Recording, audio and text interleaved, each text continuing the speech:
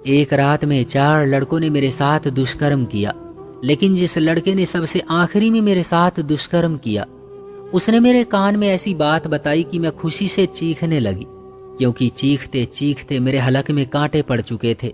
लेकिन मेरी फरियाद सुनने वाला कोई नहीं था। मेरी हालत बद से बदतर होती चली गई थी। मुझे बख्श दो, मुझ पर रहम खाओ, इन शब्दों की तकरार मेरे लबों पर थी। लेकिन मेरे आगे इंसान नहीं बल्कि वहशी दरिंदे थे, जिन पर मेरे शब्दों और मेरे आंसुओं का कोई असर नहीं हो रहा था, बल्कि वो तो मेरी हर चीख पर हंस रहे थे। ये एक अजीब सी जंगली, ऊंची नीची, पथरीली, सुनसान जगह थी। मेरे जिस्म पर जगह जगह जख्मों के निशान पड़ गए थे। जो कुछ मेरे साथ हो रहा था वो बताने के काबिल नहीं है। मेरे गले में पड़ी जंजीर को इस तरह नोचा गया था कि गर्दन तक जख्मी हो गई थी। मेरे कपड़े जगह जगह से फट चुके थे और मेरे बाल बिखरे हुए थे। ऐसा लग रहा था जैसे मैं भेड़ियों के चंगुल में फंस गई हूं। आंखों से आंसू बहते बहते सूख चुके थे और मेरा दिल चाह रहा था कि बस अब मेरी आत्मा मेरा जिस्म छोड़ जाए। माँ जी के कुछ लम्हे मेरी आंखों के सामने चल रहे थे। मैं दर्द के वो लम्हे झेल रही थी जो कोई भी लड़की तस्वुर भी नहीं कर सकती। मेरी इज्जत व आबरू तो बर्बाद हो ही चुकी थी। अब तो मेरी आत्मा में भी सहने का हौसला बाकी नहीं रहा था। मगर यहाँ से बचकर निकल भी जाती तो मेरे पास जीने की कोई वजह बाकी नहीं बची थी। मैं एक ही दिन में 3 दफा दुष्कर्म का निशाना बन चुकी थी और अब जो चौथा लड़का मुझे नोचने के लिए मेरे करीब आ गया था, मैं उसके आगे हाथ जोड़कर गिड़गिड़ा रही थी और रहम की भीख मांग रही थी। मेरे जिस्म में इतनी ताकत भी बाकी नहीं रही थी कि मैं उठकर बैठ सकती या बचाव की हिम्मत कर पाती। मगर वो इंसान नहीं, दरिंदे थे, जिन्हें एक 17 साल की धान पान लड़की पर बिल्कुल भी तरस नहीं आया था। मेरे करीब आते ही उस आदमी ने मेरे बालों को कसकर पकड़ा और मेरे चेहरे पर इस तरह झुका कि मेरे लिए सांस लेना भी मुश्किल हो गया। मेरी चीख मेरे हलक में ही दम तोड़ गई थी। मैं बुरी तरह एड़ियां रगड़ रही थी, लेकिन खुद को आजाद नहीं करवा सकी थी। उस वीराने में मुझे बचाने ना ही कोई आया था और ना ही कोई आ सकता था, क्योंकि ये जगह शहर से बहुत दूर थी। मेरी चूड़ियां टूट टूट कर कलाई में जगह जगह चुभ गई थी और हाथों से भी खून रिस रहा था।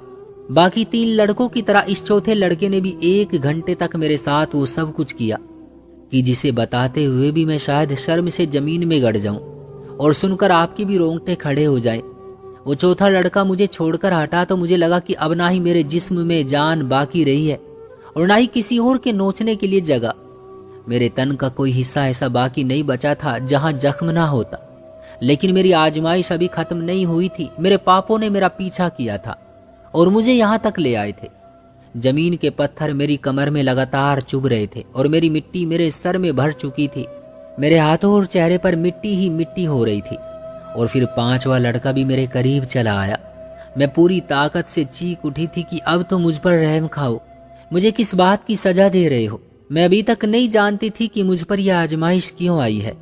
जैसे जैसे वो मेरे करीब आ रहा था, मुझे अपनी मौत साफ दिखाई दे रही थी, क्योंकि ना ही जीने की कोई उमंग बाकी बची थी और ना ही हिम्मत। लेकिन फिर कुछ ऐसा हुआ जो मैंने सोचा भी नहीं था। उस 5वें लड़के ने जो मेरे कान में कहा, उसे सुनकर मेरे आंसू खुशी में बदल गए। कुछ देर पहले का सारा दर्द जैसे हवा हो गया। ये जानकर आप भी हैरान रह जाएंगे कि किस तरह उसकी एक बात ने मेरे सारे जख्मों पर मरहम रख दिया था। मेरा नाम संध्या है और मेरी उम्र सिर्फ 17 साल थी। मेरा संबंध एक गरीब घराने से था, लेकिन भगवान ने मुझे शक्ल और अंदाज ऐसा दिया था कि हर कोई मुझे बहुत ही अमीर लड़की समझता था। मैं बहुत ही खूबसूरत थी और मेरा बोलने का अंदाज और आवाज भी बहुत ही मीठी थी। मैं सिर्फ 15 साल की थी कि जब से ही मेरे लिए रिश्ते आना शुरू हो गए थे। लेकिन मैं पढ़ना चाहती थी और अपनी माँ का सहारा बनना चाहती थी। मेरी माँ लोगों के कपड़े सी सी कर घर चलाया करती थी। मेरी माँ की आंखें दिन ब दिन कमजोर होती जा रही थी और सिलाई का काम भी बंद होने लगा था। हमारे घर सिलाई का काम देने के लिए ज्यादातर अमीर औरतें आती थी, जिनके दिल बहुत ही तंग थे। एक जोड़े के 100 रुपये देने में भी उनकी जान जाया करती थी। और यही देखते हुए मैंने सिलाई ना करने का फैसला किया था। मुझे कुछ ऐसा करना था जिससे मैं ज्यादा से ज्यादा पैसे कमा सकूं। उन अमीर औरतों के महंगे महंगे कपड़े और जेवर जूते देखकर मेरे अंदर भी बहुत सी ख्वाहिशें जन्म ले चुकी थी। मैं भी ऐसी ही सुहानी जिंदगी गुजारना चाहती थी। कभी कभी तो मैं सोचती कि न जाने क्यों मैं इस गरीब घर में पैदा हो गई हूँ। मेरी उम्र कम थी, इसलिए माँ चाहती थी कि मैं पढ़ाई पर ध्यान दूं। मैं एक सरकारी स्कूल में पढ़ने के लिए जाती थी, जहां आने वाली लड़कियां मुझ जैसी ही गरीब थी, लेकिन वो लोग मुझे अमीर समझते थे।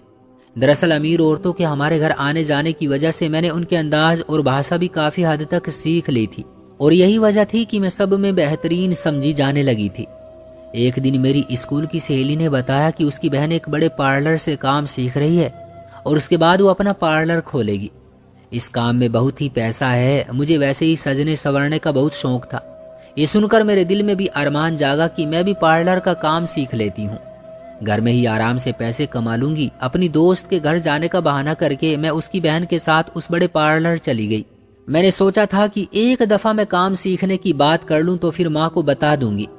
पार्लर में काम सीखने की फीस तो बहुत ज्यादा थी और मेरे पास इतने पैसे नहीं थे, लेकिन वहां मौजूद एक मेकअप आर्टिस्ट ने मुझे कहा कि जब मैं इतनी खूबसूरत हूं तो अपना हुस्न बर्बाद क्यों कर रही हूं। मैं तो अपनी खूबसूरती के जरिए बहुत पैसा कमा सकती हूँ। वो सर से पांव तक गौर से मेरा जायजा ले रहा था। पहले तो उसकी बात सुनकर मैं हैरान हुई, लेकिन फिर मेरे दिल में लालच आ गई। मैंने फौरन पूछा कि क्या काम करना है। उसने बताया कि अच्छे अच्छे कपड़े पहनकर फैशन शो में वॉक करनी है और इस काम के तुम्हें बहुत अच्छे पैसे मिल जाएंगे। मुझे भी महंगे महंगे कपड़े पहनने का बहुत शौक था, लेकिन फैशन शो के नाम पर मैं घर आ गई थी। उसकी बात सुनकर मैंने साफ इनकार कर दिया कि मेरी माँ कभी इस काम की इजाजत नहीं देगी। वो कहने लगा कि तुम स्कूल जाने की बजाय शो के लिए यहाँ जाना, मैं तुम्हें लेकर चलूंगा। मैंने उसका फोन नंबर ले लिया और घर लौट आई। सारा रास्ता मेरे दिमाग में उसकी बातें गूंजने लगी। घर पहुंची तो माँ की तबीयत बहुत खराब थी। वो बुरी तरह बुखार में तप रही थी। घर में खाने को राशन ही नहीं था, तो माँ की बीमारी के लिए पैसे कहाँ से आते। माँ की हालत देखकर मैंने पक्का इरादा कर लिया कि मैं शो का काम जरूर करूंगी। उस दिन तो मैंने पास पड़ोस से पैसे उधार लेकर माँ की दवा लाकर दे दी, लेकिन अगले दिन के लिए मेरे पास कुछ नहीं था, इसलिए मैं स्कूल जाने की बजाय उसी आदमी के पास पहुंच गई। ये बात मैंने अपनी दोस्त की बहन को भी नहीं बताई थी। वो आदमी मुझे एक जगह ले गया जहां बहुत सारी लड़कियां पहले से ही मौजूद थी। उसने मेरी मुलाकात शो के ऑर्गेनाइजर से करवा दी। वो मुझे अपने ऑफिस में ले गया और कपड़े उतारने को कहा। उसकी बात सुनकर मैं दंग रह गई। वो कहने लगा कि अगर काम चाहिए तो पहले तुम्हें अपना आप दिखाना होगा, उसके बाद ही मैं तुम्हें काम दे सकूंगा। मेरे लिए ये मुमकिन नहीं था, इसलिए मैंने साफ इनकार कर दिया। वो कहने लगा कि यहाँ आने वाली हर लड़की को पहले अपना आप दिखाना पड़ता है। तुम्हें पैसे ही तुम्हारे जिस्म के दिए जाएंगे, कपड़े तो सब हमारे हैं। तुम जैसी यहाँ कई लड़कियां रोजाना आती हैं, इसलिए तुम्हारी मर्जी है कि तुम काम करना चाहो या नहीं। माँ की बीमारी, घर के हालात और बाबा के निधन के बाद से रिश्तेदारों का रवैया, इन सब बातों ने मुझे इस कदर मजबूर कर दिया था कि मैं उसकी बात मान गई। वो मेरे तन के हर हिस्से को अपने हिसाब से जांचने लगा और बहुत देर तक मुझे चेक करने के नाम पर मेरी हया रोंदने के बाद उसने ये कहकर मना कर दिया कि मैं उसके हिसाब से परफेक्ट नहीं उतरती। मैं जो बहुत देर से सब्र करके सब कुछ बर्दाश्त कर रही थी, मेरा सब्र जवाब दे गया था। मैं फूट फूट कर रोने लगी। उसने मेरे हाथ में कुछ पैसे पकड़ाए और कहने लगा कि अभी तुम बहुत कम उम्र हो और हसीन भी हो, तुम चाहो तो और भी तरीके से पैसे कमा सकती हो। उसने मुझे अपना पर्सनल फोन नंबर दे दिया और कहने लगा कि जब भी पैसों की जरूरत हो मुझे एक फोन कर देना। मैं वापस अपने घर चली आई थी। उसके दिए हुए पैसे इतने थे कि माँ की दवाई और कुछ दिन का घर का खर्चा निकल आता, लेकिन काम मुझे नहीं मिल सका था। 15 दिन बाद मुझे दोबारा से पैसों की जरूरत महसूस हुई तो मैंने उसे फोन कर दिया। माँ का फोन अब मेरे ही इस्तेमाल में था। उसने मुझे एक जगह पर बुलाया और जब मैं वहां गई तो पता चला कि वहां कोई शूट हो रहा था। उसके बाद उसने मुझे बहुत ही ज्यादा अजीब से कपड़ों का एक सेट दिया और कहने लगा कि तुम्हें ये फोटो शूट करवाना है। वो कपड़े देखकर मेरी जुबान गुंग रह गई थी, क्योंकि वो कपड़े ना होने के बराबर ही थे। उसने मुझे 50,000 रुपए की ऑफर की थी। इतने पैसे तो मैं 6 महीने में भी नहीं कमा सकती थी। मैंने अपने जमीर को मारा और पैसों की चमक के आगे अपनी आंखें बंद कर ली। वो कपड़े पहनकर मैं कई मर्दों के आगे बैठ गई और वो लोग तरह तरह से मेरी तस्वीरें खींचने लगे। कुछ देर तो मेरे लिए ये सब कुछ बहुत ही अजीब था। शर्म के मारे मैं नजरें नहीं उठा रही थी। फोटोग्राफर मुझे तरह तरह से बैठने को कह रहे थे और जब मुझे उनकी बात समझ नहीं आ रही थी तो वो बाकायदा मुझे हाथ लगाकर ठीक कर रहे थे। पहले तो मुझे अपने जिस्म में करंट दौड़ता हुआ महसूस हुआ, लेकिन फिर धीरे धीरे मुझे जैसे ये सब आम सा लगने लगा और बहुत आसानी के साथ मैं उन लोगों को पोज देने लगी। इंतहाई घटिया किस्म के उस सूट के बाद 50,000 रुपए मेरे हाथ में आ गए थे और मैं खुशी खुशी घर लौट आई थी। माँ को यही मालूम था कि मैं स्कूल गई थी। जब इंसान भूखा होता है तो कभी कभी वो सही और गलत भूल जाता है। मैंने भी पेट पालने के लिए सही और गलत को भुला दिया। मैंने वो पैसे अपने बैग में छुपा दिए और आहिस्ता आहिस्ता खर्च करने लगी। माँ को मैंने यही बताया कि मेरी टीचर ने हमारे हालात देखकर मेरी मदद की है। हर 15 से 20 दिन बाद मुझे फोटोशूट के लिए बुलाया जाने लगा और हर गुजरते दिन के साथ फोटोशूट ज़्यादा से ज़्यादा बोल्ड होने लगा था। मगर अब मैं उन सब की आदी हो गई थी। मुझे यकीन था कि मेरी माँ को कभी इस बारे में कुछ पता नहीं चलेगा, क्योंकि उस आदमी ने मुझे बताया था कि ये सारी तस्वीरें बाहर देशों में छपने वाले अखबारों में छपती है और इनका हमारे देश से कोई वास्ता नहीं होता। एक दिन में फोटोशूट से घर वापस लौटी तो माँ को बहुत ज़्यादा गुस्से में पाया। माँ के हाथ वो सारे पैसे लग गए थे जो मैंने पिछले 1 महीने में कमाए थे और वो पूरे लाख रुपये थे। माँ ने वो नोट मेरे मुंह पर मारे और कहने लगी कि सच सच बता कि तू क्या करके आती है। कुछ देर तक तो मैं माँ के आगे झूठ का सहारा लेती रही, लेकिन वो मेरी माँ थी और उसने मेरा चेहरा पढ़ लिया था। मजबूरन मैंने उनको सब कुछ सच सच बता दिया। पहले तो माँ ने मुझे बहुत मारा और रोती रही। फिर जब माँ का गुस्सा ठंडा हुआ तो मेरे आगे बैठकर कहने लगी, संध्या तूने ये क्या कर दिया? जिंदगी भर की इज्जत को मिट्टी में रोन दिया। तेरे बाप ने हमेशा हक हलाल का कमाया। तेरे बाप के मरने के बाद मैं लोगों के कपड़े सीती रही, लेकिन कभी किसी गलत रास्ते पर कदम नहीं रखा। तेरे बाबा के स्वर्गवास के वक्त में जवान भी थी और हसीन थी। चाहती तो बहुत सारे गलत कामों के जरिए इतना पैसा कमा लेती कि तू और मैं आज अच्छी खासी जिंदगी गुजार रहे होते। लेकिन मेरे दिल में ईश्वर का खौफ था। मुझे सही और गलत का पता था और यही बात मैंने तेरे अंदर भी डाली थी। लेकिन पैसे की चकाचौंध ने तुझे इस कदर अंधा कर दिया कि तू अपनी आबरू इज्जत वही लुटा आई, अपने जिस्म की नुमाइश करती फिरती है। माँ मेरे पैरों में गिर गई और कहने लगी कि मैं तुझे भगवान का वास्ता देती हूँ, जब तक मैं जिंदा हूँ तुझे ये सब करने की जरूरत नहीं है। आइंदा ये काम मत करना। माँ ने मुझे एहसास दिलाया था कि मैं वाकई एक ऐसी दलदल में धंसती चली जा रही थी। मैं पेट भरकर खाना तो खा रही थी, लेकिन अब जिंदगी में पहले जैसा सुकून नहीं रहा था। मैं सोने लगती तो मुझे नींद ही नहीं लगती। एक अजीब सा एहसास मेरे अंदर कछूचे लगाता रहता। मुझे अपनी गलती का एहसास हो गया था और इस बात की भी खुशी थी कि बहुत जल्द मैं इस गंद भरी दलदल से निकलने वाली थी। हालांकि आजकल बहुत सी लड़कियां फैशन शो में काम करने को अपना ड्रीम समझती हैं, लेकिन वो फैशन किस काम का जिसमें औरत को अपने कपड़ों के साथ साथ अपनी आबरू और अपनी संस्कृति से भी हाथ धोना पड़े। इसलिए मैंने माँ से वादा किया कि मैं आइंदा ये घिनौना काम नहीं करूंगी। मगर मैं भूल गई थी कि कुछ चीजें कभी इंसान का पीछा नहीं छोड़ती। मैंने अगले फोटोशूट के लिए साफ मना कर दिया था और ईश्वर से रो रोकर अपने किए की माफी मांगना शुरू कर दी थी।